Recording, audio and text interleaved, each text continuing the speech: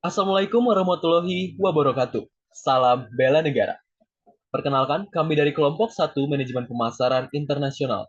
Yang terhormat kepada Ibu Lina Aryani, SEMM, selaku dosen pengampu dari Manajemen Pemasaran Internasional. Judul yang akan kami bawakan pada hari ini yakni Global Trade Environment. Saya di sini tidak sendiri, saya bersama dengan rekan-rekan saya. Sebelumnya, perkenalkan nama saya Walton Renaldi dengan NIM akhir 053. Kemudian ada saya, Julian Hakim Zaki dengan NIM akhir 043. Selanjutnya ada saya, Deka Kumamulana dengan akhiran NIM 064. Lalu ada saya, Randy Alfiansa dengan akhiran NIM 081.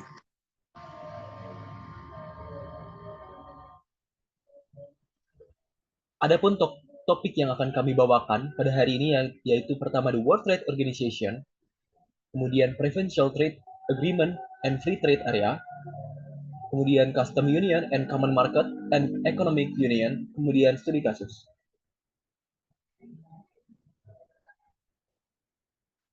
Sebelum kita membahas lebih lanjut mengenai materi yang akan kami bawakan, kita harus mengenal terlebih dahulu apa itu the World Trade Organization atau WTO. World Trade Organization atau yang dikenal dengan WTO adalah organisasi perdagangan berskala internasional. Boleh next?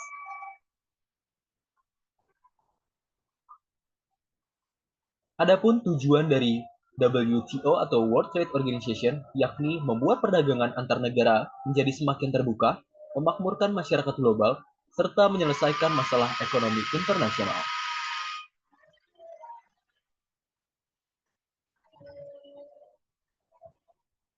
Tujuan dan juga tugas dari WTO terkait dengan aturan dan peran GATT. Sebelumnya WTO adalah pihak yang mengurus perihal perdagangan jasa serta kekayaan intelektual. Lalu, ketika ada kekurangan produksi di negara berkembang, organisasi berikut bisa membantu membangun volume ekspor dan juga impor. Agar lebih memahami tugas WTO, berikut penjelasan lengkapnya. Pertama, meminimalisir hingga menghapuskan hambatan yang mengganggu proses dagang barang dan juga jasa global. Kemudian yang kedua, membantu kelancaran kegiatan transaksi ekonomi internasional. Yang ketiga, mengatur adanya perjanjian jual beli resmi antar negara.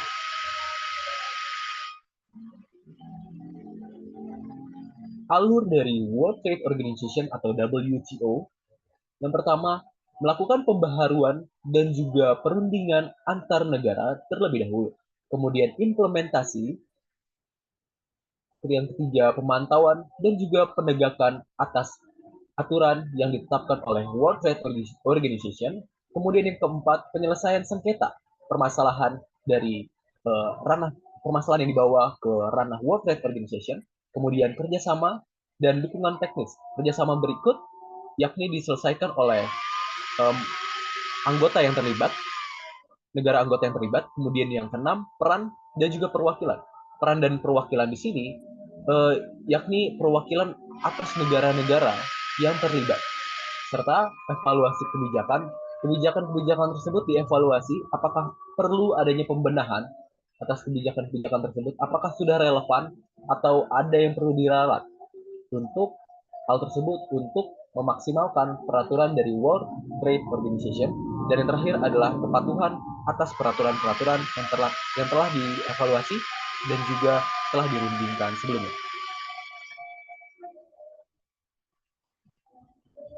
Ya, Indonesia menempati nomor 5, yakni negara yang tergabung pada WTO pada tahun 1 Januari 1995 hingga saat ini.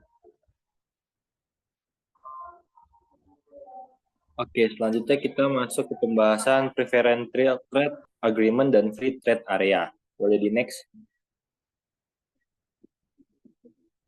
Nah, jadi apa sih Preferential Trade Agreement? Jadi Preferential Trade Agreement atau PTA ini adalah perjanjian kerjasama antara dua negara atau lebih, di mana tarif barang yang dikenakan hanya pada beberapa produk yang telah disepakati oleh negara anggotanya.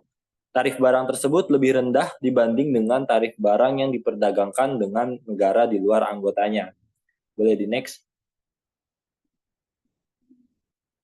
Nah, jadi di sini ada bentuk kesepakatan perdagangan. Jadi yang pertama itu ada Indonesia-Mozambik Preference Trade Agreement atau IMPTA. Jadi Mozambik ini memberikan preferensi tarif sebanyak 217 pos tarif kepada Indonesia, sedangkan Indonesia memberikan komitmen sebanyak 242 pos tarif kepada Mozambik. Jadi produk unggulan Indonesia mendapatkan tarif preferensinya antara lain adalah minyak sawit, karet, kertas, furnitur, produk perikanan, dan makanan dan minuman olahan. Sedangkan produk Mozambik yang mendapatkan preferensi tarif di Indonesia antara lain kapas, kacang-kacangan, biji bunga matahari, biji aluminium, kopi, produk perikanan, sayur, dan buah-buahan.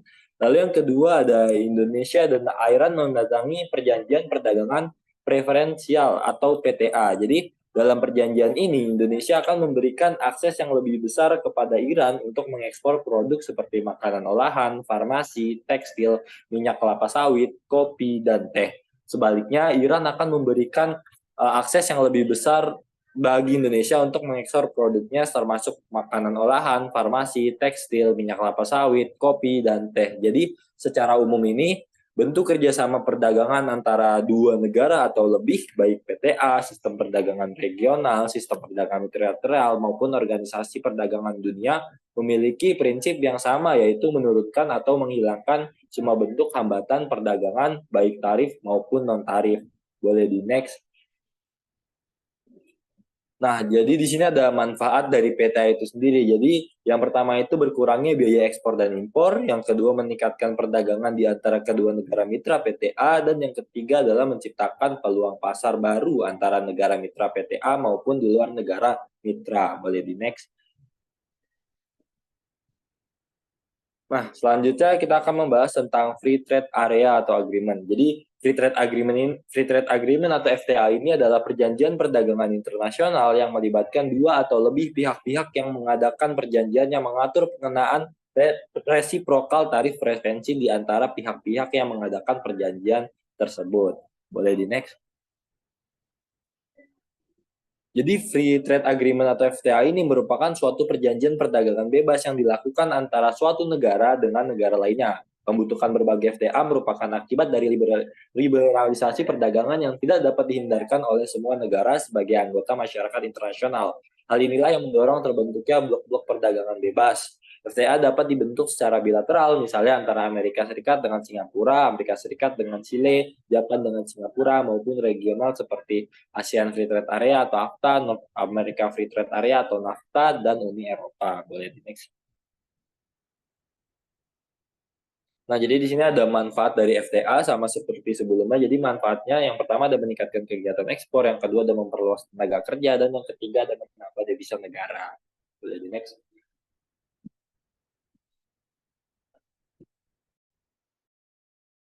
Baik, selanjutnya ada Custom Union, Common Market, dan Economic Union.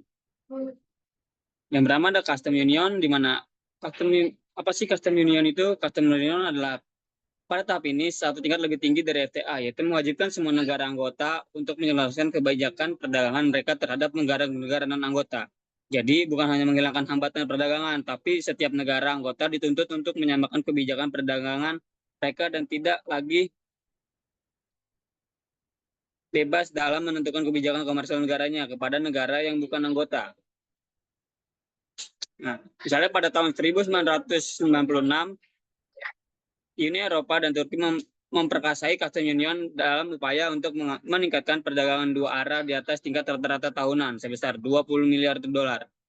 Pengaturan yang disebut untuk penghapusan tarif rata-rata 14% yang menambahkan 1,5 miliar setiap tahun untuk biaya barang-barang Eropa yang diperoleh oleh Turki. Serikat-serikat pabean lainnya yang termasuk dalam Custom Union adalah Komunitas Andas, Sistem Integrasi Sentral Amerika atau SICA, Mercosur, dan CARICOM.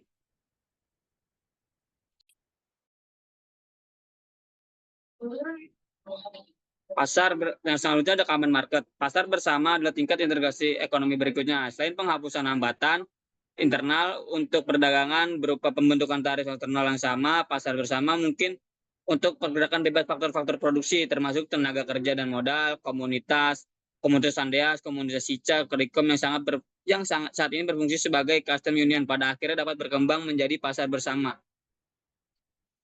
Contohnya pada penerapan common market ini adalah di masyarakat Eropa atau European Community atau IC. IC ini didirikan pada tahun 1958 oleh 6 negara, yakni Jerman, Belgia, Prancis, Belanda, dan Italia, dan juga Luxembourg. Seiring berjalannya waktu, keanggotaan EC semakin bertambah dengan masuknya negara Portugal, Yunani, Spanyol, Inggris, Irlandia, dan juga Denmark.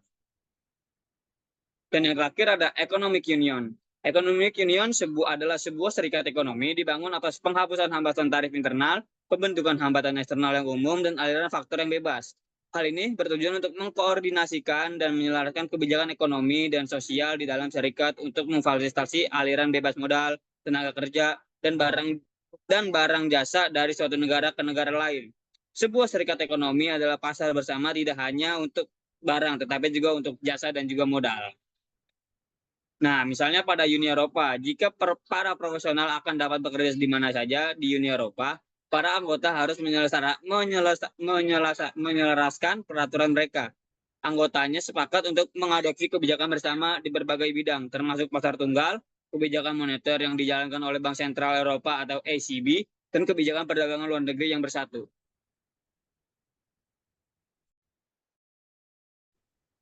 Oke, selanjutnya kita akan memasuki pembahasan studi kasus. Oke, next. Nah, studi kasus yang kami ambil adalah kesepakatan perdagangan bebas ASEAN-China terhadap perusahaan elektronik Korea Selatan, yaitu Samsung.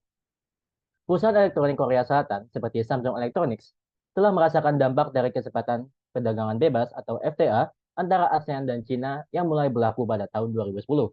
FTA ini bertujuan untuk meningkatkan perdagangan dan investasi antara kedua blok ekonomi tersebut. Boleh next. Nah, ada dampak kesepakatan antara perdagangan bebas tersebut. Yang pertama ada akses pasar yang diperluas.